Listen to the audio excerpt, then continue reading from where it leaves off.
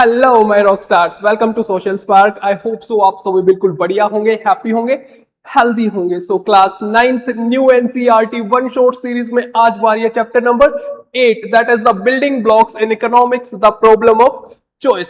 अब ये चैप्टर भाई बड़ा ही इंटरेस्टिंग होने वाला है, बड़ा ही मजेदार होने वाला है। अब इस चैप्टर में हम लोग जानेंगे कि डेली लाइफ में जो हम लोग चॉइसेस करते हैं, ठीक है, जो हमारे पेरेंट्स या गवर्नमेंट सब कैसे डिसीजन लेते हैं, आज की डेट में हम लोग किसी भी चीज को कैसे चूज करते हैं और जिस चीज को हम छोड़ देते हैं उसको हम लोग क्या बोलते हैं। अब ये चैप्टर बड़ा मजेदार रहेगा और ये आपकी रियल लाइफ से आप इसको हर स्टेप पे लिंक कर सकते हो। So without wasting further time chapter को स्टार्ट करते हैं।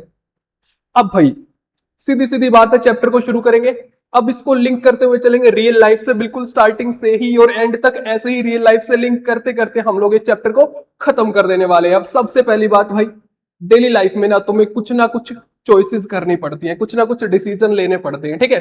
अब सबसे पहले शुरू करेंगे कि मान लो कि तुम्हारे पास 1000 रुपए है, ठीक है। अब मेरे को पता है नहीं है, लेकिन मान लेते हैं कि हमारे पास 1000 रुपए, मानने में क्या ही जा रहा है, ठीक है। मान लेते हैं कि हमारे पास ना 1000 रुपए हैं। अब हमारे पास अगर 1000 रुपए हैं तो हमारे पास चॉइस है कि हम इस 1000 रुपए का क्या करें। हम कुछ भी कर सकते हैं, हम स्नैक्स खा के आ सकते हैं, अपने दोस्त के साथ घूम के मस्त पार्टी करके आ सकते हैं। उसके अलावा हम लोग कपड़े खरीद सकते हैं इस 1000 रुपए से, स्नैक्स खा सकते हैं, कपड़े खरीद सकते हैं, जूते खरीद सकते हैं, ठीक है। तो हमारे पास चॉइसेस है कि हम इस 1000 रुपए से ना बहुत सारे काम कर सकते हैं, ठीक है, बहुत सारे काम कर सकते हैं, लेकिन वो हम पे डिपेंड करता है कि हम कौन सा करेंगे। ऐसे ही हम लोग बात करें शेयरिंग रिसोर्सेज की, अगर हम लोग बात करें, मान लो कि अगर आपके स्कूल की लाइब्रेरी के अंदर सिर्फ 5 ही स्टोरी बुक्स है, एकदम बढ़िया मस्त वाली स्टोरी है उसमें, ठीक है, लेकिन वो 5 ही किताबें हैं, ठीक है, और बच्चे चले गए 20 बच्चों को सेम वो स्टोरी बुक चाहिए, तो कैसे किया जाएगा भाई, कैसे करेंगे? 20 बच्चों को 5 किताबें कैसे देंगे? क्या करें, कुछ नई किताबें मंगाई जाए, या कैसे सिलेक्ट करें किन बच्चों को मिलेगी किनको नहीं मिलेगी, क्या किया जाना चाहिए? फिर से हमारे पास क्वेश्चन आ गया, कैसे कैसे चूज करें, कि इसमें हम लोग यही जानेंगे चॉइसेस के बारे में। फिर हमारे पास आएगा भाई गवर्नमेंट स्पेंडिंग। अब गवर्नमेंट कैसे डिसाइड करती है कि कितना पैसा कहां लगाया जाए? जो गवर्नमेंट के पास पैसा आता है टैक्स से, बेसिकली गवर्नमेंट जिस पैसे को कलेक्ट करती है वो पैसा गवर्नमेंट कहां लगाएगी? क्या गवर्नमेंट उस पैसे से रोड बनाए, पहले हॉस्पिटल बनाए, क्या करे, पार्क बनाए, क्या किया जाए? तो ये सारे डिसीजन मेकिंग काम जो होते हैं हमारे, ठीक है, जितने भी डिसीजन हमें लेने पड़ते हैं, हम डेली लाइफ की बात कर रहे हैं, ठीक है। इसके अलावा और सारी बहुत सारी चीजें इसमें आ सकती हैं, जैसे कि फैक्ट्रीज की अगर हम लोग बात करें, फैक्ट्री ओनर को डिसीजन लेना पड़ता है भाई कि वो उसकी फैक्ट्री के अंदर ना मशीनें लेके आए या और लेबर्स लेके आए उनसे काम कराने के लिए, ठीक है, कौन सा उसके लिए बढ़िया रहेगा, कौन सा उसके लिए प्रॉफिटेबल रहेगा, ठीक है। तो ये सारी चीजों के डिसीजन हमें लेने पड़ते हैं, ठीक है, और इन ही डिसीजन को लेना, ठीक है। ये जो चॉइसेस हम लोग करते हैं ना, ये जो चॉइसेस हम लोग करते हैं, यही इकोनॉमिक्स का पार्ट है, ठीक है। ये चॉइसेस क्या है? These are not random questions, these are economic choices. इनको बोला जाता है भाई इकोनॉमिक चॉइसेस, ठीक है। Economic choices that individuals, enterprises, individual हम लोग भी ले रहे हैं, हमारे पेरेंट्स भी ले रहे हैं, मम्मा डिसीजन ले रही है कि भाई इतना पैसा है, घर पे क्या चीज पहले आएगी, ठीक है, जरूरत की चीज पहले आएगी और बाद में आपके खेलने कूदने की मजे वाली चीजें बाद में आती है। उसके बाद गवर्नमेंट मस्ट मेक अप, बहुत सारी चॉइसेस होती है भाई जो हमें लेनी पड़ती है। अब इन चॉइसेस को ही लेना, ठीक है, इन चॉइसेस को ही सबसे बढ़िया चॉइस करना, ठीक है, उसको क्या बोलते हैं, उसी को क्या बोला जाता है? उसी को इकोनॉमिक्स बोला जाता है, ठीक है। इकोनॉमिक्स की हेल्प से हम लोग बेटर डिसीजन ले पाते हैं। इस डिसीजन मेकिंग को ही क्या बोला जाता है मेरे भाई? इसको ही इकोनॉमिक्स बोला जाता है। अब हम लोग आगे जानेंगे नीड एंड वांट्स के बारे में। इकोनॉमिक्स के बारे में आगे भी हम लोग डिटेल में जानने वाले हैं, लेकिन उससे पहले बात करेंगे नीड्स एंड वांट्स। अब मेरे भाई हर आदमी की ना, तेरी भी होगी, मेरी भी होगी, और सभी दुनिया में ना सभी आदमी की क्या होती है? कुछ ना कुछ नीड्स होती हैं, ठीक है। और नीड्स ना कॉमन हो सकती हैं, नीड्स कॉमन हो सकती है जिनके बिना काम नहीं चलता। और कुछ वांट्स होते हैं, ठीक है, कुछ वांट्स होते हैं, ये हमारे डिजायर्स होते हैं, ठीक है। वांट्स क्या होते हैं? हमारे डिजायर्स होते हैं। अब नीड हमारी जरूरत है, इसके बिना काम नहीं चलेगा, ये जरूरी चीज है कि भाई ये तो हमें चाहिए ही चाहिए, इसके बिना तो हमारा नहीं हो पाएगा भाई, ठीक है, इसके बिना नहीं चलेगा काम, ये तो हमें चाहिए ही चाहिए। और ये होती है वांट्स। अब ये वांट्स ना कभी खत्म नहीं होती, चाहे तुम खुद से रिलेट कर लो, मेरे से कर लो, फैमिली में किसी और मेंबर से कर लो, वांट्स ना कभी हमारी खत्म हो ही नहीं सकती। वांट्स की अगर हम लोग बात करें तो हमें ना आज कुछ चाहिए, अगर आज वो मिल गया तो कल हमें कुछ और चाहिए, ठीक है। तो हमारी वांट्स कभी भी खत्म नहीं होती, ये अनलिमिटेड होती है। जैसे कि भाई अब तुम छोटे होते हो, तुम्हें साइकिल चाहिए, अगर तुम्हें साइकिल मिल गई, तुम थोड़े दिन बाद बोलोगे नहीं नहीं मेरे को तो स्कूटी चाहिए, मेरे को तो बाइक चाहिए, ठीक है। अब पेरेंट्स ने सोचा चलो ठीक है बच्चा है दिलवा देते हैं, स्कूटी भी दिलवा दी, बाइक भी दिलवा दी, लेकिन कुछ टाइम बाद ना तुम स्कूटी बाइक पे नहीं रहने वाले, तुम बोलोगे हमें तो गाड़ी चाहिए, ठीक है, हमें तो गाड़ी चाहिए, गेड़ियां मारनी है ना, मजे करने हैं, तो हमें तो गाड़ी चाहिए। तो ये कभी भी खत्म नहीं होती। अब बच्चा क्या करता है शुरू में? फोन के लिए लड़ता है घर पे, फोन के लिए रोता है कि मुझे तो फोन चाहिए, फोन चाहिए। अब पेरेंट्स ने फोन दिला दिया, ठीक है, मान लो फोन दिला दिया। अब फोन लेने के बाद थोड़े दिन बाद बोलेगा आईफोन चाहिए, ये नहीं चलेगा, ठीक है, रुतबा बनाना है ना, रोला जमाना है, ठीक है। तो ये सारी चीजें ये वांट्स में आती है, और वांट्स कभी भी हमारी भाई खत्म नहीं होती है। सबसे पहले नीड की बात करें, एसेंशियल्स रिक्वायर्ड फॉर सर्वाइवल, यानी ऐसी चीजें जो हमें जिंदा रहने के लिए जरूरी होती हैं, वो हमारी नीड्स होती हैं, हमारी जरूरत होती है। जैसे फूड, खाना इसका पार्ट है, वाटर, शेल्टर, इनके बिना हम नहीं रह सकते। रहने के लिए हमें घर चाहिए, खाने के लिए हमें खाना चाहिए, पीने के लिए हमें पानी चाहिए, पहनने के लिए हमें कपड़े चाहिए, इनके बिना हम नहीं रह सकते। लेकिन अगर हम लोग बात करें वांट्स की, इनके बिना तो काम चल सकता है ना।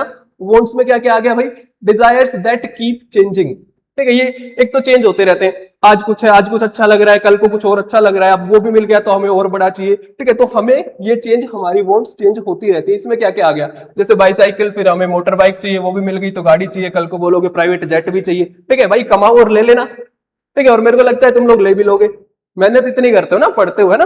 अब इसमें देखो आगे, इसमें ये सारी चीजें आती हैं भाई, आपका फोन हो गया, गाड़ी हो गई, वॉच हो गई, ये सारी चीजें इसके अंदर आती है। और हम बात करें तो ह्यूमन वांट्स आर अनलिमिटेड, जो कभी भी खत्म नहीं होती है। वेयर चॉइसेस हैपन, अब हम लोग बात करें कि चॉइसेस हम लोग जो करते हैं उसका मेन कहां पर करते हैं, सीधी सीधी बात है कि भाई मार्केट, ठीक है।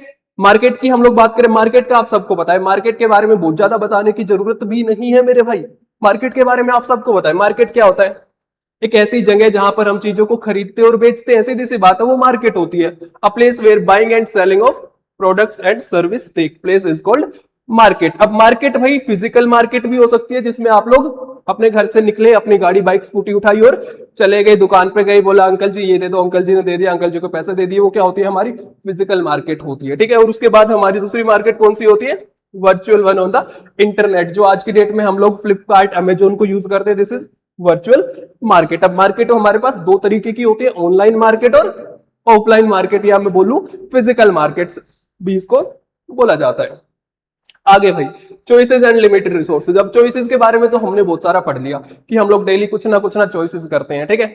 अब हम लोग अगर बात करें रिसोर्सेज की, अब हमारी चॉइसेस, हमारी डिमांड्स, ये जो हमने पढ़ा ना कि हमारी डिमांड, या हम लोग बात करें हमारे वांट्स अनलिमिटेड होते हैं, ठीक है। अब उनको पूरा करने के लिए हमें चाहिए होते हैं रिसोर्सेज, हमें संसाधनों की आवश्यकता होती है मेरे भाई, हमें रिसोर्सेज चाहिए होते हैं। अब ये रिसोर्सेज होते क्या है ये जान ले सबसे पहले। Factors used for the production of goods and services. अब ये जो गुड्स एंड सर्विसेज हमें चाहिए ना, ये जो सामान हमें चाहिए, ये जो सर्विस हमें चाहिए, ये किससे पॉसिबल है, ये किससे पॉसिबल है भाई, factors used for the production. अब इसमें ना मेन चीज जो काम करती है वो हमारे रिसोर्सेज है, रिसोर्सेज से ही ये गुड्स एंड सर्विसेज हमें मिल पाती हैं, ठीक है। अब रिसोर्सेज अलग अलग टाइप के हो सकते हैं, और रिसोर्स का कंसेप्ट कोई नया नहीं है, आप लोग पहले भी सभी पढ़ के आए कि रिसोर्स क्या होते हैं। अब इसमें हम लोग बात करें टाइप्स की, नेचुरल रिसोर्सेज भी होते हैं हमारे पास, लास्ट क्लास में भी तुम लोगों ने पढ़ा है, ठीक है। नेचुरल रिसोर्सेज जो हमें नेचर से मिलते हैं, इसमें क्या क्या आता है भाई, वाटर, कोल, लैंड, ये सारी चीजें क्या है, हमारे नेचुरल रिसोर्सेज हैं। अब रिसोर्सेज ह्यूमन मेड भी होते हैं भाई, ठीक है। कैपिटल टेक्नोलॉजी जिनको ह्यूमंस ने बनाया है, नाम से ही पता लग रहा है ह्यूमन मेड रिसोर्सेज कौन से होते हैं, जिनको ह्यूमंस ने बनाया। इसमें आपकी गाड़ी आ गई, कैपिटल टेक्नोलॉजी, ये सारी चीजें किसमें आती हैं, ह्यूमन मेड रिसोर्सेज का पार्ट होती है। अब बात करेंगे resources are required to satisfy human needs and wants. ये बात हम पहले भी कर चुके कि रिसोर्सेज की जरूरत होती है हमें हमारे नीड्स एंड वांट्स दोनों को ही पूरा करने के लिए, ठीक है भाई। आगे देखो, बट एक दिक्कत है भाई, ये ना लिमिटेड है, रिसोर्सेज ना हमें लिमिटेड क्वांटिटी में ही देखने को मिलते हैं, हमारे पास बहुत ज्यादा रिसोर्सेज नहीं है, they are limited in quantity. तो हमें ना थोड़ा सा ध्यान से यूज करना पड़ता है। सबसे पहले तो हमें क्या इंश्योर करना चाहिए कि हमारी नीड्स पूरी हो सके, उसके बाद हमें कहां पर जाना चाहिए, वांट्स के ऊपर जाना चाहिए, ठीक है। Because they are limited they must be put to alternative uses. अब इसने कहा कि भाई ये लिमिटेड है, इसीलिए हमें इनका अल्टरनेटिव यूज भी कर लेना चाहिए। उसके साथ साथ हम लोग बात करेंगे, economics must decide how to use scarce resources to improve people's quality of life. अब ये कहते हैं भाई कि इकोनॉमिक्स क्या करती है, ये डिसाइड करती है कि ये हमारे पास जो लिमिटेड रिसोर्सेज है, इनके साथ हम लोग ना लोगों की क्वालिटी ऑफ लाइफ बेटर कर सके, और उसके साथ साथ जो हमारे अनलिमिटेड वांट्स हैं, रिसोर्सेज तो लिमिटेड है लेकिन हमारे वांट्स जो हमें चाहिए वो तो अनलिमिटेड है ना, हमें तो पता नहीं क्या क्या ही चाहिए दुनिया में, ठीक है। तो उनको हम लिमिटेड रिसोर्सेज के साथ कैसे पूरा करें, इस क्वेश्चन के साथ भी हमारी इकोनॉमी या इकोनॉमिक्स डील करती है। फिर हम लोग बात करें अल्टरनेटिव यूज, अब स्टील की बात करें, लिमिटेड रिसोर्स है, ठीक है मेरे भाई, स्टील हमारे पास लिमिटेड रिसोर्स है, लेकिन इसके अलग अलग यूज हम कर सकते हैं, जैसे कि मेडिकल इक्विपमेंट्स बना सकते हैं, ठीक है, रेफ्रिजरेटर मैन्युफैक्चरिंग का काम भी स्टील की हेल्प से होता है, और एयरक्राफ्ट मैन्युफैक्चरिंग भी इसकी हेल्प से हम लोग कर लेते हैं, ठीक है। When one alternative is chosen the other option are given up, ये बात याद रखना, जब हम लोग किसी एक चीज को क्या करते हैं, सिलेक्ट कर लेते हैं कि भाई ये बेस्ट है, ये मेरी फर्स्ट चॉइस है, ठीक है, तो उसकी जगह हमें एक दूसरे ऑप्शन को ना गिव अप करना पड़ता है। आगे समझो, यहां पे बिल्कुल समझ आ जाएगा। अब अपॉर्चुनिटी कॉस्ट, अपॉर्चुनिटी कॉस्ट, अब ये क्या होता है मेरे भाई, परेशान नहीं होना है कि पता नहीं क्या ही आ गया है, मैं बताता हूं तुम्हें, ठीक है। अब फिर से हम लोग सपोज करेंगे, मान लेंगे, जैसे थोड़ी देर पहले हमने माना था ना कि हमारे पास 1000 रुपए हैं। अब हम लोग थोड़ा सा ना, अब जब हमें सपोज ही करना है मेरे भाई, हमें सिर्फ मान लेना है, ठीक है, हमें सिर्फ इमेजिन करना है, तो कुछ बड़ा करते हैं ना, छोटा मोटा इमेजिन क्यों ही करें, जब इमेजिन ही करना है तो बड़ा करते हैं। चलो भाई देखो, अब मान लो कल को तुम्हारा हो गया स्कूल कंप्लीट, ठीक है, कॉलेज हो गया, डिग्री होगी, और तुम लग गए भाई साहब नौकरी, है ना, मजा आ गया, बढ़िया जॉब लग गई, बढ़िया वाली, ठीक है, जो तुम चाहते हो वो वाली, ठीक है, मजा आ गया। अब उसमें सैलरी की हम लोग बात करें, अब आपने ना एक साथ 3 कंपनीज में इंटरव्यू दिया और तीनों में आपका हो गया, भाई साहब मजा आ जाएगा ना, तीनों में आपका हो जाता है, सब कुछ क्लियर हो जाता है, और सैलरी ऑफर करती है 3 अलग अलग कंपनियां आपको, ठीक है। मान लो एक कंपनी ने आपको सैलरी ऑफर की 5 लाख पर मंथ, ठीक है, 5 लाख महीने का, ठीक है, आप बोलोगे वाह भाई वाह, मजा ही आ गया ना। वहीं एक दूसरी कंपनी ने आपको बोला 10 लाख पर मंथ, ठीक है, 10 लाख पर मंथ, है ना, महीने के 10 लाख, और वहीं तीसरी कंपनी ने आपको बोला 15 लाख पर मंथ, कि भाई 15 लाख रुपए महीने के तेरे को देंगे अगर तू हमारे पास आके जॉब करता है तो। तुम बोले हाँ भाई मजा आ गया, इसी के पास जाएंगे, इसी के पास जाएंगे, बिल्कुल इसी के पास जाना। लेकिन अब अपॉर्चुनिटी कॉस्ट इसमें क्या है, देख भाई, जब तू कोई भी बेस्ट चीज को चूज करता है ना, और उसके लिए सेकंड बेस्ट चीज को छोड़ देता है, जब तू कोई भी बेस्ट ऑप्शन को चूज करता है और सेकंड बेस्ट को छोड़ देता है, तो तेरा जो सेकंड बेस्ट है ना, जिसको तूने गिव अप कर दिया, उसी को बोला जाता है अपॉर्चुनिटी कॉस्ट। अब इसमें सीख, देख 3 ऑप्शन थे हमारे पास, अब तूने बोला कि ना ना भाई 15 लाख वाले के पास जाऊंगा, 15 लाख रुपए लूंगा, अब इसके लिए तूने 10 लाख वाले को छोड़ दिया ना, सेकंड बेस्ट ऑप्शन को क्या किया तूने, छोड़ दिया, सेकंड बेस्ट ऑप्शन को छोड़ दिया, तो ये सेकंड बेस्ट ऑप्शन तेरा क्या होगा मेरे भाई, ये तेरा होगा अपॉर्चुनिटी कॉस्ट। यानी जब हमारे पास जो सेकंड बेस्ट ऑप्शन होता है ना, जिसको हम लोग छोड़ देते हैं हमारे मेन चीज के लिए, जो सबसे बेस्ट होता है उसके लिए जब हम सेकंड बेस्ट को छोड़ देते हैं, वो हमारा होता है अपॉर्चुनिटी कॉस्ट। अब देख इसमें क्या दे रखा है, the value of what is given up when choosing one alternative over another, ठीक है, जब हम एक को हटा के उससे ऊपर बेस्ट को चूज करते हैं ना, तो जो सेकंड वाला होता है वो हमारा क्या होता है, वो हमारा अपॉर्चुनिटी कॉस्ट होता है। अब बुक वाले एग्जांपल से देखते हैं मेरे भाई, बुक में एक फार्मर का एग्जांपल है जिसके पास ना लिमिटेड पीस ऑफ लैंड है, ठीक है, लिमिटेड लैंड है, यानी रिसोर्सेज लिमिटेड है, वाटर भी लिमिटेड है और लेबर भी लिमिटेड है, लेकिन वो आदमी ना भाई 2 चीज ग्रो करना चाहता है, ठीक है, या एक तो बार्ले और दूसरा व्हीट। अब उस लिमिटेड लैंड पर लिमिटेड रिसोर्सेज के साथ वो आदमी ना बार्ले और व्हीट ग्रो करना चाहता है, ठीक है, बार्ले और व्हीट ग्रो करना चाहता है, तो उसको ना एक चीज को गिव अप करना पड़ेगा, ठीक है। अब आगे देखेंगे एग्जांपल में कैसे, to grow more of one crop the farmer must sacrifice some of the other, अगर एक क्रॉप को ज्यादा उगाएगा तो दूसरी क्रॉप को कहीं ना कहीं उसको सैक्रिफाइस करना पड़ेगा, that sacrifice is the opportunity cost. और जिस चीज को वो सैक्रिफाइस करेगा, मान लो उसने उगाया व्हीट, ठीक है, फॉर एग्जांपल उसने ना व्हीट ज्यादा उगाया और बार्ले कम उगाई, ठीक है, तो जो व्हीट ज्यादा उगाया उसकी अपॉर्चुनिटी कॉस्ट क्या होगी, बार्ले, क्योंकि उसने बार्ले को कम उगाया, ठीक है, ये सेकंड ऑप्शन रखा बार्ले को और व्हीट को फर्स्ट ऑप्शन रखा। इसमें देखो अब ये सबसे पहले भाई पीपीसी मोस्ट इंपोर्टेंट है, बेसिक इकोनॉमिक्स से स्टार्ट हो जाती है, पहले हायर क्लासेस का पार्ट होती थी, ठीक है, पहले 11th 12th में हमें देखने को मिलता था, लेकिन अब 9th में ही आ गए और तुम 9th में ही सीख जाओगे, ये मेरी गारंटी है, मजा आ जाएगा, ठीक है। पीपीसी प्रोडक्शन पॉसिबिलिटी कर्व, ठीक है, प्रोडक्शन पॉसिबिलिटी कर्व। अब इसको ग्राफ की हेल्प से हम लोग समझेंगे। सबसे पहले टेबल देखो, ठीक है, A B C D E, ठीक है, पहला कॉम्बिनेशन देखो क्या कॉम्बिनेशन बन सकता है, अगर उसने 100 केजी मेरे भाई व्हीट उगाया, 100 केजी व्हीट उगाया और बार्ले नहीं उगाया, ठीक है, तो अपॉर्चुनिटी कॉस्ट क्या हुई, व्हीट उगाने की अपॉर्चुनिटी कॉस्ट हुई बार्ले, ठीक है, क्योंकि इसने इसको गिव अप कर दिया, इसने इसको गिव अप कर दिया मेरे भाई, ठीक है। सेकंड 90 केजी वीट उगाएगा तो 25 केजी बार्ले उगा सकता है, ठीक है।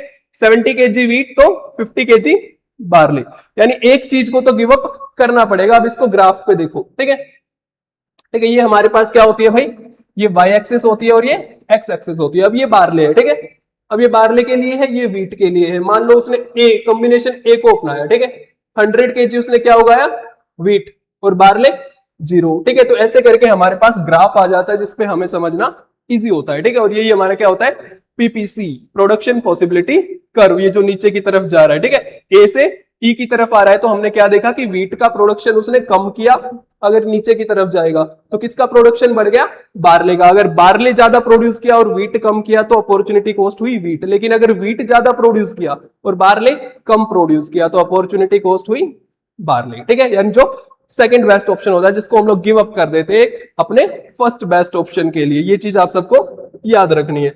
आगे देखो, अब what does economics deal with, ठीक है। अब सबसे पहले तो इकोनॉमिक्स का बेसिक मीनिंग जान लेंगे कि भाई, और उसके बाद ये काम क्या करती है, ठीक है।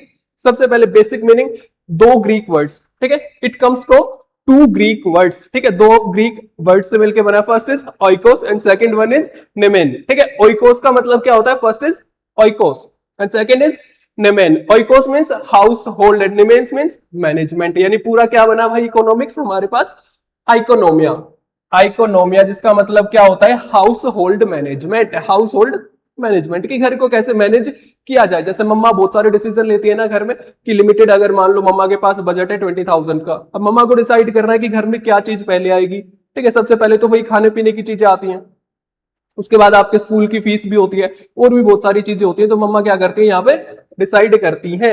अब ये हाउस होल्ड मैनेजमेंट, लेकिन इकोनॉमिक्स सिर्फ घर को मैनेज करने तक नहीं है मेरे भाई, ये हमारा क्या है, ये बाहर तक जाएगा, ठीक है। अगर हम लोग बात करें तो बड़ी बड़ी इकोनॉमीज, पूरी कंट्री को मैनेज करने की बात भी इसी के अंदर होती है। इसको सिर्फ ये मत समझना कि हाउस होल्ड दे रखा है तो सिर्फ घर को मैनेज करने की बात कर रहा है, नहीं। उसके साथ साथ बड़ी बड़ी कंट्री या फैक्ट्रीज या कंपनीज की हम लोग बात करें ना, सबको कुछ ना कुछ चॉइसेस लेनी पड़ती हैं, ठीक है, कुछ ना कुछ मैनेज करना पड़ता है। सेम फैक्ट्री ओनर को मैनेज करना पड़ता है प्रोडक्शन की, कब किस चीज का प्रोडक्शन स्टार्ट करना है, कितनी क्वांटिटी में करना है, कितने लेबर्स को एम्प्लॉय करता है, या ज्यादा मशीन्स का यूज करना है। तो ये सारी चीजें इसी का पार्ट होती है। Economics deals with how choices are made by optimizing limited resources, यानी लिमिटेड रिसोर्सेज होते हुए भी कैसे बेस्ट चॉइस करी जाए, ठीक है। ये काम किसका होता है, ये इकोनॉमिक्स का होता है। ये बताता है कि how different entities interact. Entities भाई जो इस प्रोडक्शन प्रोसेस का पार्ट होते हैं, या जो हम लोग बात करें इकोनॉमिक्स का पार्ट होते हैं, उसी को बोला जाता है एंटिटीज, ठीक है, जो पूरे इस इकोनॉमिक सिस्टम का पार्ट होते हैं। नोट, प्रोडक्शन प्रोसेस जो इकोनॉमिक सिस्टम का पार्ट होते हैं। अब इसमें कौन कौन आ गया, कंज्यूमर्स, प्रोड्यूसर्स, गवर्नमेंट इंस्टीट्यूशंस, ये सारी चीज इसका पार्ट होते हैं। अब हम लोग बात करें भाई मेन चीजें इसमें क्या है। अब इसमें देखो भाई, कोई भी वर्कर कैसे काम करेगा, कैसे वेज अर्न करेगा, कैसे पैसा कमाएगा, वेल्थ को किस तरीके से डिस्ट्रीब्यूट किया जाए, ठीक है, मार्केट में किस चीज के प्राइसेस को कौन इन्फ्लुएंस करेगा या कौन फिक्स करेगा, ठीक है, कि प्राइसेस क्या होंगे मार्केट में। उसके साथ साथ हम लोग बात करें तो टेक्नोलॉजी इन्वेस्टमेंट की, टेक्नोलॉजी पे कितना इन्वेस्ट किया जाएगा। तो ये सारी चीजों के डिसीजन मेरे भाई किसकी हेल्प से हम लोग लेते हैं, इकोनॉमिक्स। इससे कौन डील करता है, इससे डील करती है इकोनॉमिक्स। अब इकोनॉमिक्स की लैंग्वेज में हम लोग जानेंगे कि कुछ वर्ड्स का मीनिंग जो हमारे लिए इंपॉर्टेंट हो जाता है, ठीक है, इन वर्ड्स का मीनिंग हमें जानना पड़ेगा। अब देखो भाई, सबसे पहले इकोनॉमी। अब इकोनॉमी क्या होती है भाई, a state of a country और अ रीजन, ठीक है, किसी भी कंट्री या रीजन की हम लोग बात कर रहे हैं in terms of production, consumption of goods, services and the flow of money, ठीक है। इकोनॉमी बिल्कुल सिंपल है, बिल्कुल समझ आ गया होगा। अब हम लोग बात करेंगे इकोनॉमिक एंटिटीज की, ठीक है, economic entities, again very simple, participants in the economic activities. जो इकोनॉमिक एक्टिविटी होती है उसमें जो लोग पार्टिसिपेट करते हैं उसको क्या बोलते हैं भाई, इकोनॉमिक एंटिटीज। यानी पार्टिसिपेट कौन कौन करेगा, प्रोड्यूसर करेगा जो चीजों को बनाएगा, ठीक है भाई, वेरी गुड। कंज्यूमर्स होंगे उसमें जो खरीदेगा, गवर्नमेंट होगी जो सेफ्टी इंश्योर करेगी और प्राइसेस को भी रेगुलेट कर सकती है। उसके बाद हमारे पास एंटरप्राइजेस आएंगी, बड़ी बड़ी कंपनी। अब डाटा, डाटा क्या होता है भाई, ये आप सबने पहले भी पढ़ रखा है। सिंपल डाटा क्या होता है, फैक्ट्स को ना कलेक्ट करके ऑर्गेनाइज तरीके से रखा जाता है ताकि उसको स्टडी कर सके, एनालाइज कर सके, ठीक है। फैक्ट्स को क्या करते हैं हम लोग, facts and statistics collected together, ठीक है, उनको एक साथ कलेक्ट किया जाता है, कलेक्टेड टुगेदर फॉर रेफरेंस और एनालिसिस। अब इसमें क्या आएगा, गुड डिसीजंस रिलाई ऑन अब भाई देखो, जब हम लोग कोई बढ़िया डिसीजन लेंगे ना, वो किस पे रिलाई करेगा? Rely on data and analysis. अब हमने पुराने डाटा को देखा कि भाई पिछले साल ना इतना प्रोड्यूस किया था, इतना वेस्ट हुआ था, इतना बचा था, तो इन सारी चीजों को हम लोग इसमें लेके चलते हैं। Good decision rely on data and analysis, not gas work. ठीक है, बढ़िया डिसीजन भाई सिर्फ गैस करके नहीं होते, डाटा और को एनालाइज करके चीजों को किया जाता है। अब हम लोग बात करेंगे scope of the world of economist. अब भाई ये जो इकोनॉमिस्ट होते हैं ना, ये क्या काम करते हैं? ये इकोनॉमिस्ट क्या काम करते हैं, इसकी बात हम लोग करेंगे। सबसे पहले ये हेल्प कहां कहां करेंगे और वो भी जानेंगे हम लोग। पॉलिसी मेकिंग, गवर्नमेंट को ना गाइड करते हैं। जब कोई पॉलिसी बनती है ना, तो उसमें गवर्नमेंट को गाइड करने का काम करते हैं। ठीक, गाइडिंग गवर्नमेंट ऑन टैक्सेशन और वेलफेयर स्पेंडिंग। ठीक है, कितना स्पेंड किया जाए, कितना टैक्स कलेक्ट हो रहा है, उसको कहां इन्वेस्ट करे, तो गवर्नमेंट को गाइड करने का काम करते हैं। Second, finance, advising investors on where to invest. जो लोग इन्वेस्ट करना चाहते हैं, ठीक है, जिनके पास कुछ पैसा है और लोग उसको इन्वेस्ट करना चाहते हैं, तो ये बताते हैं कि उसको कहां पर इन्वेस्ट करें, वेयर टू इन्वेस्ट। फिर हमारे पास आता है रिसर्च एंड एजुकेशन।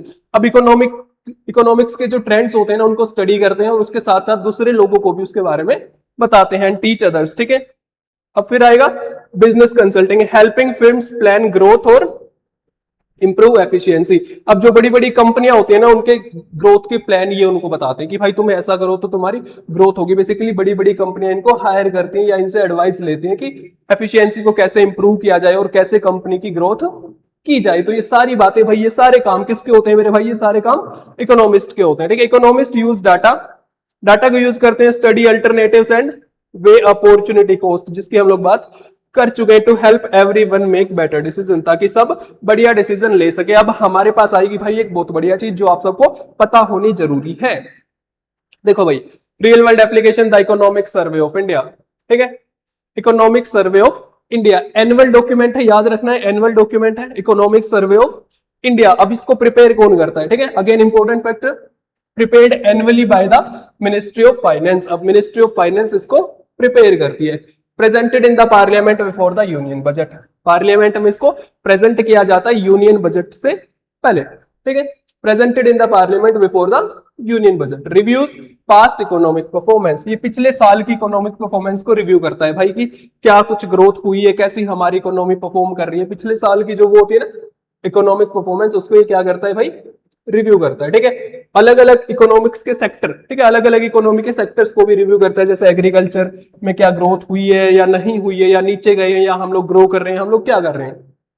इंडस्ट्री की बात करेंगे, हेल्थ केयर, इन सेक्टर्स को भी ये लोग स्टडी करते हैं। और उसके साथ साथ जो पॉलिसी मेकर्स होते हैं ना, जिनको इंपॉर्टेंट डिसीजन लेना होता है पॉलिसीज को लेके कि ये पॉलिसी बननी चाहिए या कौन सी पॉलिसी बढ़िया है, कौन सी बढ़िया नहीं है, उन लोगों के लिए भी भाई इंसाइट प्रोवाइड कराते हैं। ठीक है, उनकी यानी जब वो जो उनको मेन डिसीजन लेने होते हैं ना, तो उसमें उन लोगों की हेल्प करते हैं। और उसके साथ साथ जो कॉमन सिटीजन होते हैं, जो कॉमन लोग होते हैं हमारे यहाँ के, ठीक है, उनको भी बढ़िया डाटा प्रोवाइड कराते हैं ताकि वो जान सके कि हमारी इकोनॉमी आज की डेट में कहां स्टैंड कर रही है, कहां पे लाई कर रही है, क्या उसमें ग्रोथ हो रही है, और अगर नहीं हो रही है तो कौन से स्टेप लिए जाए ताकि उसकी ग्रोथ हो।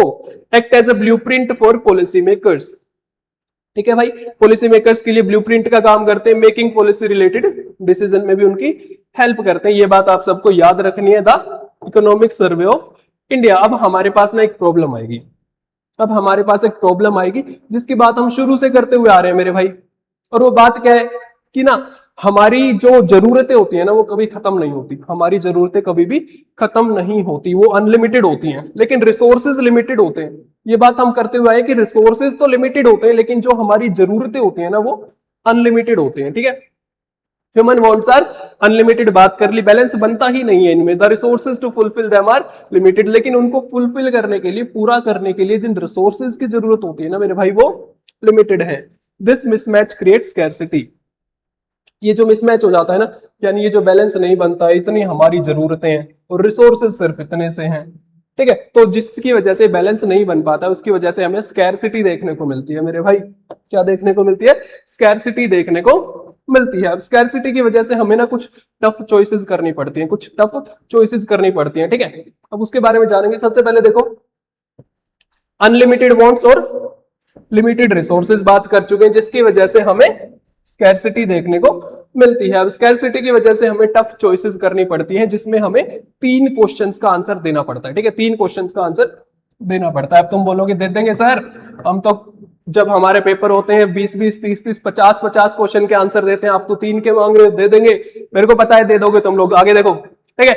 Any mismatch between unlimited bonds, ये बात हम कर चुके हैं, जिसकी वजह से स्कैरसिटी अराइज होती है, ठीक है, और उसकी वजह से हमें कुछ चॉइसेस करनी पड़ती हैं, ठीक है, जिसकी वजह से हमें तीन मेन क्वेश्चंस के आंसर करने होते हैं। जानते हो 3 मेन क्वेश्चंस हमारे कौन से हैं? सबसे पहले व्हाट टू प्रोड्यूस, कि क्या प्रोड्यूस करना चाहिए, क्या प्रोड्यूस किया जाना चाहिए। What to produce, how to produce, कैसे प्रोड्यूस करेंगे भाई। और थर्ड हमारे पास आता है फॉर whom टू प्रोड्यूस, कि किसके लिए प्रोड्यूस करना है, ठीक है। ये 3 क्वेश्चन याद रखने, what to produce, how to produce and for whom to produce. इन 3 क्वेश्चन के आंसर हम लोग आगे ढूंढने वाले हैं। सबसे पहले what to produce and for whom, सबसे पहले बात करेंगे क्या प्रोड्यूस किया जाए और किसके लिए। सबसे पहले देखो मेरे भाई, deciding which goods and services to produce and in what quantity. सबसे पहला काम भाई कि कौन सा गुड्स और सर्विसेज को प्रोड्यूस करना है और कितनी क्वांटिटी में करना है, पहला काम तो हमारा हो गया ये, ठीक है। Every decision involves a trade off, लेकिन हर डिसीजन में ट्रेड ऑफ होता है कि अपॉर्चुनिटी कॉस्ट तो पे करनी पड़ेगी, यानी एक चीज के ऊपर कुछ एक तो हमें क्या करना पड़ेगा मेरे भाई, चूज करना पड़ेगा। अपॉर्चुनिटी कॉस्ट हम बात कर चुके, the foregone gains of the alternative choice. Example, अब पहले इससे पहले ना हम लोग ये देखते हैं, ठीक है। इस एग्जाम्पल से पहले हमारे लिए ये मोस्ट इंपोर्टेंट हो जाएगा अपॉर्चुनिटी कॉस्ट के बारे में। आपकी बुक का एग्जाम्पल है, एज इट इज जान लेते हैं। देखो भाई, अब फार्मर के पास ना 2 चॉइसेस हैं, या तो वो शुगर केन हम बोले तो गन्ना उगा ले, ठीक है, या फिर वो ऐसी क्रॉप उगाए जिसमें पानी कम लगे, ठीक है, जैसे मिलेट, बाजरा। अब सबसे पहले शुगर केन की बात करेंगे। हाई प्रॉफिट, अगर उसने शुगर केन उगाया, गन्ना उगाया, तो क्या होगा, high profit, supports sugar industry but water intensive, बढ़िया प्रॉफिट मिलेगा, शुगर इंडस्ट्री को सपोर्ट करेगा, लेकिन क्या होगा, पानी ज्यादा लगेगा, ठीक है। दूसरा ऑप्शन क्या है, ऐसी क्रॉप्स उगाए जिसमें पानी कम लगे, saves water, improve soil health और ड्रॉट रेजिस्टेंट। अब ये इसके फायदे हैं, ये इसके फायदे हैं। अब फार्मर ने चूज किया गन्ना उगाना, ठीक है, शुगर केन, तो उसकी अपॉर्चुनिटी कॉस्ट क्या हुई मेरे भाई, उसकी अपॉर्चुनिटी कॉस्ट क्या हुई बताओ, उसकी अपॉर्चुनिटी कॉस्ट हुई ये वाला पोर्शन हमारा, ठीक है, यानी जो उसने क्रॉप्स छोड़ दी, ठीक है, जो वाटर रेजिस्टेंट हम लोग बात करें, सॉरी ड्राउट रेजिस्टेंट जो क्रॉप्स थी वो उसने छोड़ दी, ठीक है, वो उसकी क्या होगी, वो उसकी अपॉर्चुनिटी कॉस्ट होगी। Societies must balance short term economic gains with long term sustainability, ठीक है, हमें इन चीजों को लेकिन बैलेंस में रखना चाहिए। ऐसे नहीं अब इससे पानी ज्यादा लग रहा है लेकिन उसका प्रॉफिट हो रहा है, लेकिन इससे क्या हो रहा है भाई, सारी चीजें बढ़िया हो रही हैं लेकिन उसका प्रॉफिट ज्यादा नहीं होगा, तो हमें बैलेंस में रखना चाहिए। हर बार ऐसा नहीं करना चाहिए कि भाई अपना अपना प्रॉफिट देखे, जिसकी वजह से लॉन्ग टर्म हमें कॉन्सिक्वेंसेस देखने को मिल सकते हैं, तो हमें ऐसा नहीं करना चाहिए। अब बात करेंगे what to produce and for whom। अब सीधी सीधी बात करेंगे टारगेटेड ऑडियंस के बारे में। व्हाट टू प्रोड्यूस तो हो गया, क्या प्रोड्यूस करना है, ठीक है, कैसे करना है। अब बात करेंगे फॉर whom, किसके लिए भाई, टारगेटेड हम लोग बात करें, कस्टमर्स कौन है, ठीक है, कुछ टारगेट रख के बनाया जाता है कि हमें ये ना इस लेवल के कस्टमर्स को बेचना है, ठीक है, तो तब चीजों को प्रोड्यूस किया जाता है। वो बेनिफिट फ्रॉम द प्रोडक्शन, इसमें पहली बात हम जानते हैं कि प्रोडक्शन से बेनिफिट किसका होगा, producers target specific group based on needs. अब इसमें क्या क्या चीजें ध्यान में रखी जाती है मेरे भाई, नीड्स, ठीक है, इनकम लेवल, लोगों का इनकम लेवल, परचेजिंग पावर भी तो देखनी पड़ेगी ना कि भाई वो लोग परचेज कर पाएंगे भी या नहीं परचेज कर पाएंगे, फिर टेस्ट कैसा है लोगों का एंड परचेजिंग पावर की वो लोग खरीद पाएंगे या नहीं। आगे देखो, material change based on the targeted audience, ensuring limited resources are used well and not waste।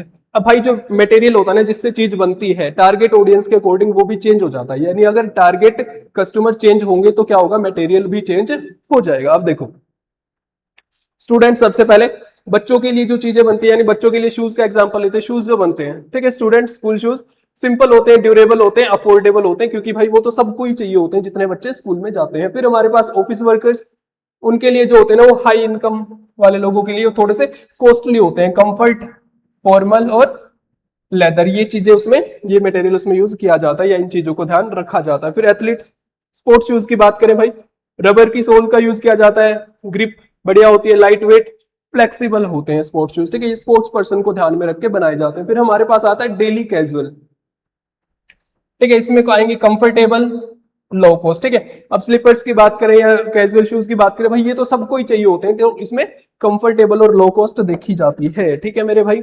अब बात करेंगे हाउ टू प्रोड्यूस, हमारा थर्ड क्वेश्चन कि कैसे प्रोड्यूस किया जाए। अब भाई कोई भी चीज जब प्रोड्यूस होती है ना, तो उसके प्रोडक्शन प्रोसेस में ये तीन चीज हम लोग बात करें, सॉरी तीन नहीं चार, ठीक है, चार फैक्टर्स मेजर रोल प्ले करते हैं, जो आप क्लास 8th में पिछले साल पढ़ के आए हैं, ठीक है। पिछले साल आपने क्लास 8th में पढ़ा है, ठीक है। फैक्टर्स ऑफ प्रोडक्शन का चैप्टर आता है भरा पूरा, जिसमें हम लोग चार फैक्टर्स ऑफ प्रोडक्शन के बारे में पढ़ते हैं, लैंड, लेबर, कैपिटल और फोर्थ हमारे पास आता है टेक्नोलॉजी, ठीक है। Land, labour, capital and technology, इसका हमें यूज करते हैं। अब देखो भाई, after deciding what to make, ये डिसाइड कर लिया क्या बनाना है, अब हमें देखना है कि किस मेथड से बनाएं, उसको कैसे बनाएं, रिसोर्सेज कौन से यूज होंगे और टेक्नोलॉजी कितनी यूज होगी और कितनी हमारे पास अवेलेबल है। फिर हम बात करेंगे producers must select the right mix of factors of production. ये जो फैक्टर्स ऑफ प्रोडक्शन, ये चार आप लोग देख पा रहे हैं ना, ये चार, इनका राइट मिक्स करना पड़ेगा, तब हमारे पास कुछ चीजें बढ़िया निकल के आएंगी। Everything made in the world requires a combination of these four elements, ठीक है। वर्ल्ड में जितनी भी चीजें बनती हैं, उनको इन चार चीजों का कॉम्बिनेशन की रिक्वायरमेंट होती है। आगे देखो भाई, हाउ टू प्रोड्यूस में ही हम लोग चल रहे हैं, आगे देखेंगे। द चॉइस डिपेंड्स ऑन, अब ये जो चॉइस हम करेंगे ना कि हमें क्या बनाना है, हमें क्या छोड़ना है, अब ये किस पे डिपेंड करती है, इसकी जान लो जल्दी से। Cost of capital versus labour. अब भाई देखो, पहले तो आदमी ये डिसाइड करेगा कि जो वो बना रहा है, जिस भी फैक्ट्री में जहां पर भी वो चीजों को बना रहा है, ठीक है, वहां पर लेबर सस्ती है या लेबर महंगी है, या हम लोग बात करें वहां पे जो वर्कर्स उसको मिलेंगे, अगर वर्कर्स उसको महंगे मिले, ठीक है, यानी ज्यादा पैसे ले रहे, तो वो क्या करेगा, वो सोचेगा भाई मैं मशीन से लगा लूंगा, मैं मशीन से काम कराऊंगा। लेकिन मशीन महंगी है और वहां पर लोग जो काम करेंगे ना, वो कम रेट में करेंगे, सस्ते में करेंगे, तो वो सोचेगा कि मैं मैनुअल लेबर से ही काम करा लेता हूं। अब देखो, सबसे पहले कैपिटल वर्सेस लेबर। अब ये एक तो लेबर इंटेंसिव काम होता है हमारे पास, और दूसरा काम मेरे भाई कैपिटल इंटेंसिव हमारे पास होता है। इसको हम लोग डिटेल में देखेंगे, ठीक है। सबसे पहले और देखो, पहले तुम लोग अवेलेबल टेक्नोलॉजी की, टेक्नोलॉजी कितनी अवेलेबल है या कितना उसका यूज हम लोग करेंगे। फिर हमारे पास आता है नेचर, ठीक है, नेचर ऑफ द प्रोडक्ट। अब प्रोडक्ट कैसा है ये भी तो देखना पड़ेगा ना मेरे भाई। अब देखो, सीधी सीधी बात है, अगर कुछ क्लोथ्स का एग्जांपल लेते हैं, अगर किसी को कस्टमाइज्ड डिजाइनर क्लोथ्स चाहिए अपने हिसाब से, बिल्कुल कि भाई मेरे को तो ऐसे चाहिए, कस्टमाइज्ड डिजाइनर क्लोथ्स अगर किसी को चाहिए, तो क्या करना पड़ेगा मेरे भाई, तो मैनुअल आदमी से काम कराना पड़ेगा, किसी वर्कर से काम कराना पड़ेगा। बेसिकली स्किल्ड लेबर की यहां पर रिक्वायरमेंट होगी, जिसके पास स्किल होगी, जो उस काम को कर पाएगा, ठीक है। लेकिन अगर एक जैसे सेम टी शर्ट ही बनाने हैं, सिंपल एक ब्लैक टी शर्ट है और सेम 100 200 500 कॉपी सेम ही बनानी है, बिल्कुल सेम, तो मशीन से काम कराया जाएगा, ठीक है। तो किससे काम कराया जाएगा, तो मशीन से काम कराया जाएगा। तो इसमें हमें नेचर ऑफ प्रोडक्ट भी डिपेंड करेगा। नेचर ऑफ प्रोडक्ट का अनदर एग्जांपल है, देखो हम मार्केट में जाते हैं, हमें रेडीमेड कपड़े मिल जाते हैं, आपको शर्ट मिल जाएगी, पैंट्स मिल जाएंगी, सब कुछ रेडीमेड मिल जाता है। लेकिन कुछ लोग क्या करते हैं, उनको अपना कस्टमाइज खुद का चाहिए, ठीक है, उनको अपना खुद का चाहिए, कि वो लोग क्या करते हैं, टेलर के पास जाते हैं। अब टेलर क्या एक स्किल्ड आदमी है, जो लोग क्या करेंगे, उनकी मेजरमेंट लेंगे और बिल्कुल उनके अकॉर्डिंग कस्टमाइज्ड उनके कपड़े बना देंगे। अब वो काम कोई मशीन तो नहीं कर सकती ना, कर उसको टेलर रहा है, भले ही वो मशीन को यूज कर रहा है, लेकिन उसमें मेन आदमी कौन है, स्किल किसकी यूज हो रही है, टेलर की यूज हो रही है, ठीक है। तो यही डिफरेंस होता है। और उसके साथ साथ गवर्नमेंट लॉज भी भाई इसमें डिपेंड करते हैं, कि गवर्नमेंट के लॉ कैसे, उसके अकॉर्डिंग भी प्रोडक्शन प्रोसेस किया जाता है। अब इसके साथ हम लोग भाई देखो, सबसे पहले इनको डीप में देखेंगे। लेबर इंटेंसिव, यानी जिसमें लेबर ज्यादा यूज होगी, जो ज्यादा से ज्यादा काम हाथों से होगा, जैसे इसमें दिख रहा है, use more workers less machinery. Workers को क्या कर रहे हैं भाई, वर्कर्स का यूज ज्यादा है, मशीन्स कम है, यानी ज्यादा से ज्यादा काम लोग अपने हाथों से कर रहे हैं, मशीन से नहीं कर रहे हैं। फिर हमारे पास आएगा preferred when labour is cheap and available. ये काम कब होता है, जब लेबर सस्ती हो, काम करने वाले लोग कम रेट में काम करने को खुश हो और बहुत सारे लोग वहां पर अवेलेबल भी हो। इसमें क्या आ गया, एग्रीकल्चर आ गया और हमारा कस्टम हैंडीक्राफ्ट आ गए, ठीक है मेरे भाई। आगे देखो, कैपिटल इंटेंसिव। अब इसमें ना ज्यादा से ज्यादा काम मशीनों से होगा। कहां से होगा ज्यादा से ज्यादा काम मेरे भाई, मशीनों से होता है, यूजेस मोर मशीनरी, ठीक है। प्रेफर्ड फॉर मास प्रोडक्शन, जब मास प्रोडक्शन करना होता है तो हम लोग मशीन्स का यूज करते हैं, जैसे हम लोग बात करें स्टील और ऑटोमोबाइल मैन्युफैक्चरिंग, ये सारी इसका पार्ट होती हैं। अब इकोनॉमिक सिस्टम बात करेंगे भाई। बेसिकली ना हम बात करें पूरे वर्ल्ड में तीन टाइप के इकोनॉमिक सिस्टम काम करते हैं, बेसिकली तीन टाइप के इकोनॉमिक सिस्टम काम करते हैं, जिसमें फर्स्ट हमारे पास आता है भाई प्लैंड इकोनॉमी। कैसी? Planned economy. सेकंड हमारे पास आती है मार्केट इकोनॉमी एंड थर्ड हमारे पास आती है मेरे भाई मिक्स्ड इकोनॉमी। ये बात आप सबको याद रखनी है। अब देखो यहां पर सबसे पहले इकोनॉमी का मीनिंग क्या होता है, ठीक है।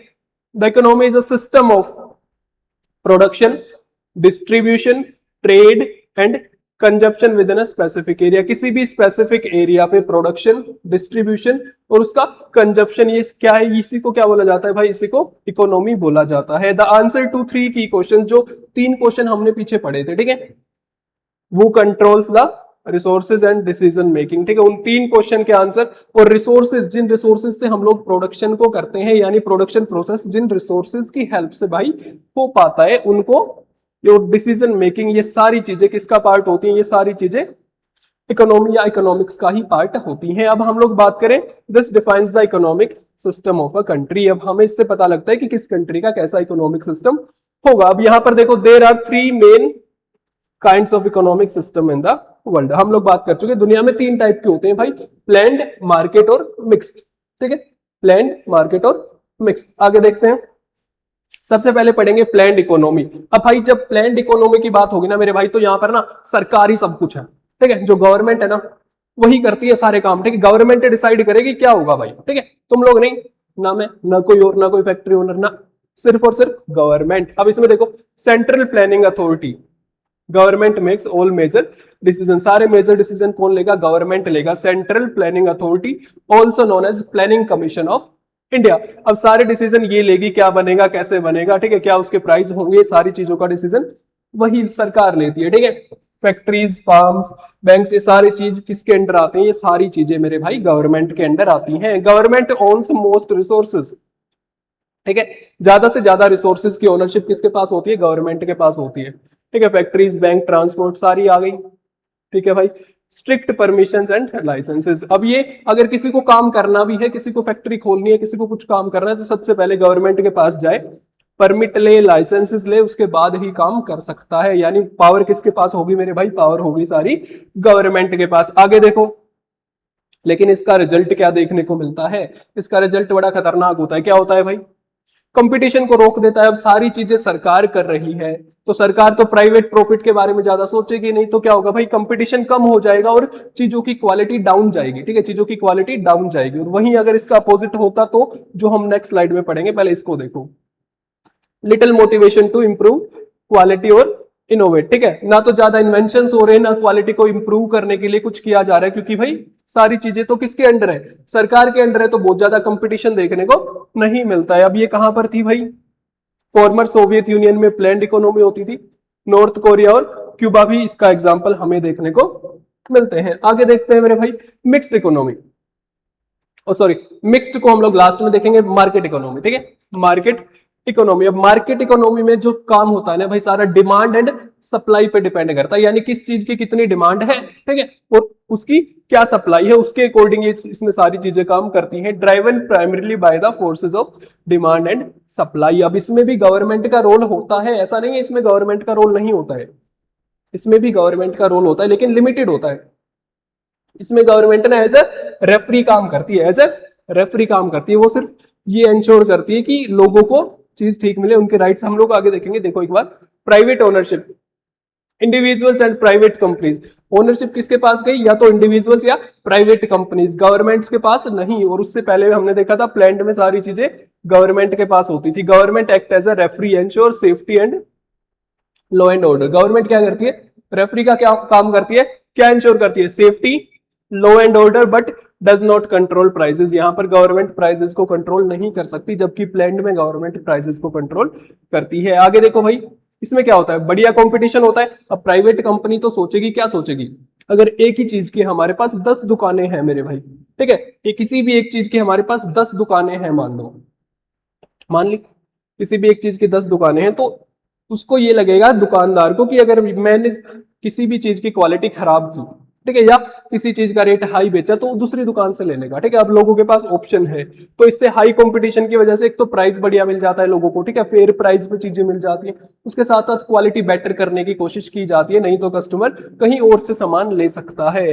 High competition, better quality, low prices and high innovation देखने को मिलता है। एग्जाम्पल यूएसए, जापान, हांगकांग इसके एग्जाम्पल हमें देखने को मिलते हैं। अब हमारे पास आती है थर्ड इकोनॉमी, जिसको बोला जाता है मिक्स्ड इकोनॉमी, जिसमें मेरे भाई प्लैंड इकोनॉमी और मार्केट इकोनॉमी दोनों को मिक्स कर दिया जाता है, यानी इसमें दोनों के एलिमेंट्स हमें देखने को मिलते हैं। Combines feature of both market and planned economy, private sector and government coexist, यानी अब हमने देखा एक में सारी चीज गवर्नमेंट कर रही है, एक में सारी चीज प्राइवेट सेक्टर कर रहा है। अब इसमें क्या होगा, इसमें दोनों होंगे, इसमें प्राइवेट भी होगी और इसमें गवर्नमेंट भी होगी, और दोनों आपस में क्या करेंगे, दोनों के बीच में आपस में कंपटीशन हमें देखने को मिलेगा। अब आगे देखो, private players are allowed but regulated by government.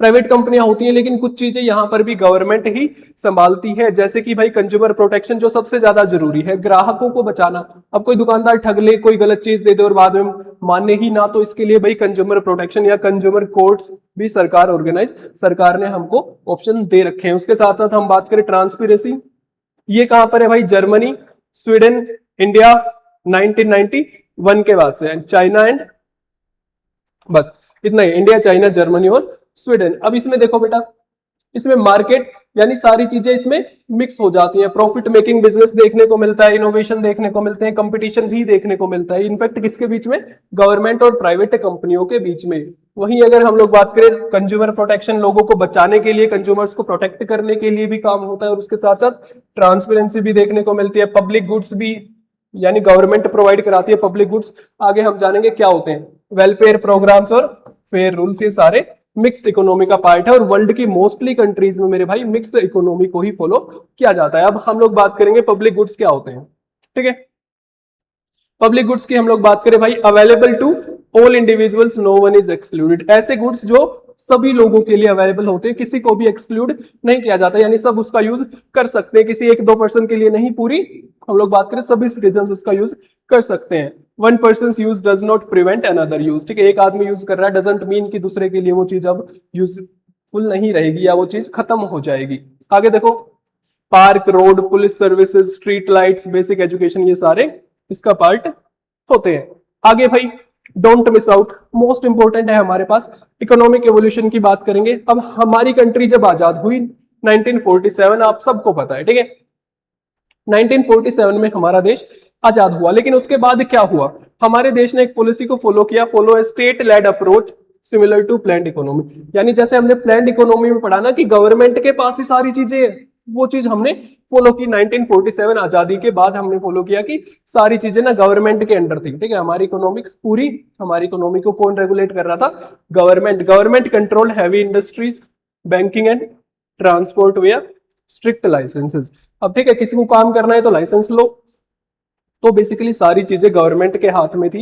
Import export को लिमिट कर दिया था, यानी इंपोर्ट एक्सपोर्ट नहीं हो पा रहा था, बाहर की कंपनीज इंडिया में आके इन्वेस्ट नहीं कर पा रही थी, इंडिया की मार्केट में वो लोग कंपटीशन नहीं दे पा रहे थे, ठीक है। एक तरीके से हम लोग बात करें तो भाई बाहर का इंपोर्ट एक्सपोर्ट बिल्कुल रुक गया था, ठीक है। अगर कोई बाहर से यहाँ पे सामान ला रहा है तो गवर्नमेंट ने हैवी टैक्सेस लगा रखे थे। लेकिन 1991 में क्या हुआ, हमारी इकोनॉमी ना भाई बड़ी डिफिकल्ट सिचुएशन में थी, ठीक है, बड़ी दिक्कतें आ रही थी, बड़ी डाउन जा रही थी, तो 1991 में मेजर रिफॉर्म्स हुए, जिससे क्या हुआ, India introduce major reforms, reduced excessive regulations, ठीक है, ये जितने रेगुलेशन ऊपर लगा रखे थे उन सारों को हटा दिया। फिर ग्लोबल ट्रेड के लिए ओपन हो गए, यानी इंपोर्ट एक्सपोर्ट अब इजी हो गया, और बाहर की कंपनी अब इंडिया में आके मेरे भाई क्या कर सकती थी, हम लोग बात करें इन्वेस्ट कर सकती थी। एनकरेज प्राइवेट एंटरप्राइज, और प्राइवेट एंटरप्राइज को एनकरेज किया गया।